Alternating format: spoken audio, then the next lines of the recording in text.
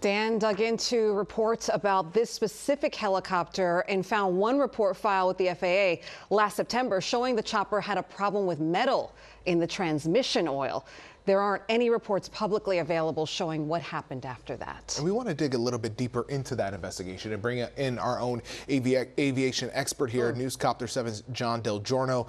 John, thank you so much for being here. How could this have happened? I mean, that's what we're all thinking at this time. And have you ever seen anything like this in your 30 years of experience before?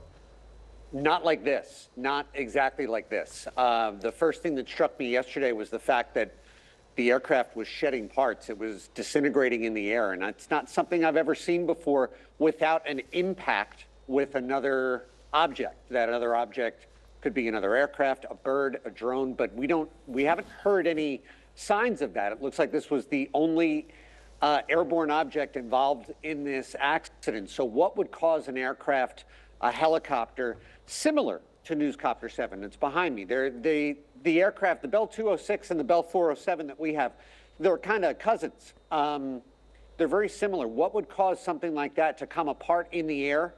An impact of some sort or a catastrophic mechanical failure? But the way it came apart left the pilot with no control, and it's really a tragic situation. Tragic and puzzling, because you said the Bell 206 is up there for safety, did you not? It is. It's the technology of the Bell 206 in the helicopter community. We call it's like the Chevy Nova of helicopters. That technology dates back to the 1960s. And it's not to say that it's old technology. That means that the technology was so good on that aircraft that Bell has been producing it that long. The Bell 407 that we have is kind of a new, improved version of the Bell 206. They just took the design and they advanced it a little farther. But the Bell 206 is still out there. It's still very popular, and it's a very safe aircraft. Its safety record's pretty good. And John, we just spoke with Jersey City Mayor Stephen Fulop about this. And what do you think specifically about these sightseeing tours? Yeah, sightseeing has always been a touchy subject in our industry, and it dates back for the whole 30 years of my career. Sightseeing brings some real concerns. It's a lot of it's about noise and nuisance, and that's a real concern. There's a safety element to it as well. But the whole helicopter industry, and especially the sightseeing industry, is very responsive because they know, being totally honest, they know that there is a group of people trying to shut them down. So they respond to requests. Years ago, they opted to move all of the tours off of the island of Manhattan so that they weren't over any groups of people. The tours now stay over the water. They stopped flying from East 34th Street. They stopped flying from West 30th Street.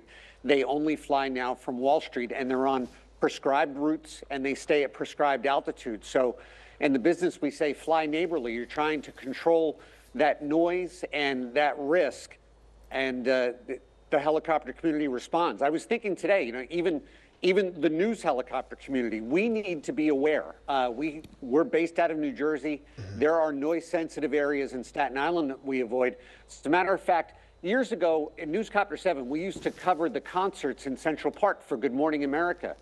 You know, we stopped doing that, and that was out of response to noise concerns on the Upper East Side and the Upper West Side. It was a fly neighborly decision that the station made and that ABC made that said, you know what, we don't need to make all that noise out there. So the helicopter community is very involved.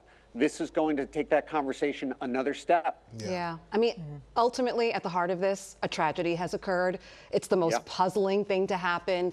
So obviously, we're going to stay on top of it and until this investigation is complete. John, thank you. Lot to stay on top of as we continue to follow this continually developing story. For the latest, just head to ABC7NY or download our news app to get the updates on the go.